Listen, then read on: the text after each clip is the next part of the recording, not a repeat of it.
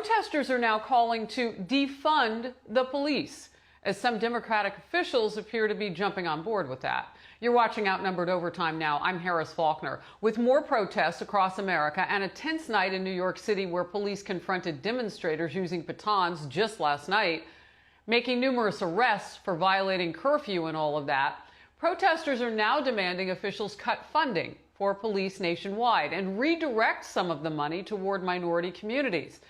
And San Francisco's mayor joining the Los Angeles mayor and announcing such plans to cut police funds and redirect them to communities of color.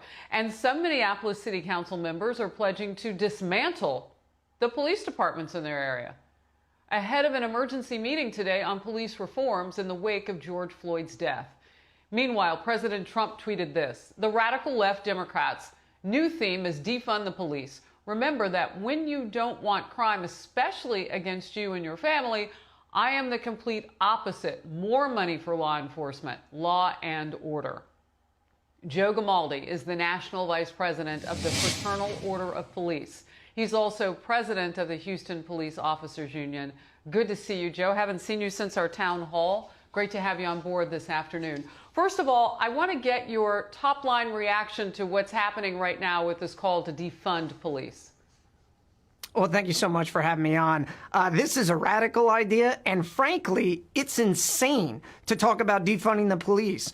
And I know it makes for a popular hashtag on Twitter, and all the virtue signaling politicians and Hollywood elites will say, oh yeah, let's just go ahead and defund the police. But what does that actually look like? And I think you're seeing it right now. There's lawlessness in the streets. Innocent citizens are being assaulted out there during these protests.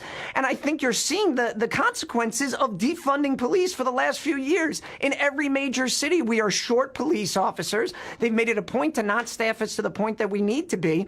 And now violent crime is up in almost every major city. Just right here in our hometown in Houston, murders are up 48%.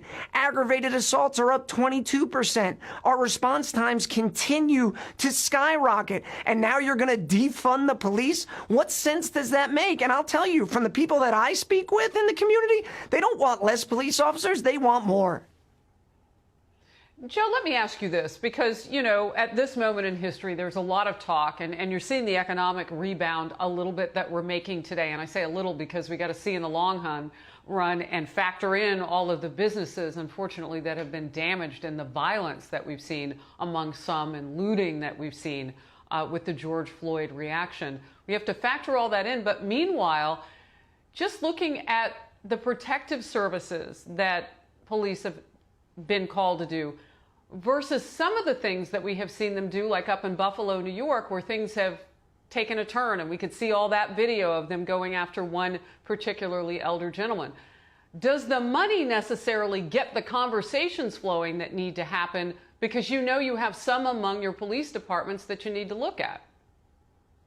Well, yeah, I think we absolutely need to have all of these conversations. What happened in Minneapolis was abhorrent, and we all need to be talking with our communities. We need to be listening right now, and we need to see, can we come together on a few different issues? Because, listen, we can all agree that what happened in Minneapolis was wrong, right? And we can all agree that, for the most part, police officers are doing a fantastic job. Those things aren't mutually exclusive.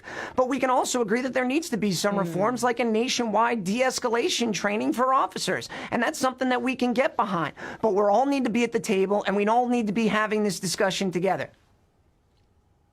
I wrote that down. That is really interesting, where you are coming together. And I know, as vice president of the FOP nationally, you want to be at the table when these decisions are made. So now I toss you a little bit into the politics of all of that.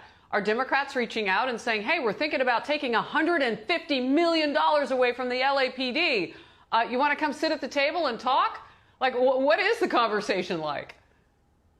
Well, you know, I think when people don't even consult with us before making decisions like that or putting things out, and most recently here in the city of Houston, we have people saying, you need to ban chokeholds. Well, we've never even had chokeholds here. So I think in situations like this, emotions run high. Everyone needs to take a breath. Let's figure out some solutions. But defunding the police department when violent crime is already through the roof is not the answer. The only people that are going to suffer are the hardworking, law-abiding people of our community. I'm sure the criminals will be celebrating when we cut funding and we cut police officers on the street. But let's have these conversations. Let's sit down and talk about it. Let's not immediately jump to conclusions that we need to defund police officers. It's completely ridiculous. It is an interesting point that you're making, too, and many communities of color are right where you would have some of the highest needs for police presence. So more talk, definitely. Meanwhile, police groups are reportedly breaking with Joe Biden over his perceived failure to support them during the protests. One top police union official has said to Politico, clearly he's made a lot of changes the way candidates do during the primary process, but he kept moving left and fell off the deep end. Police are shaking their heads because he used to be a stand-up guy who backed law enforcement. Joe? Well, you know, I think in this country, we're also concerned about putting everybody into their box, and you have to fit into these little boxes. Where I think most of Americans, or at least most of the Americans I talk to, we all kind of live our lives in the middle.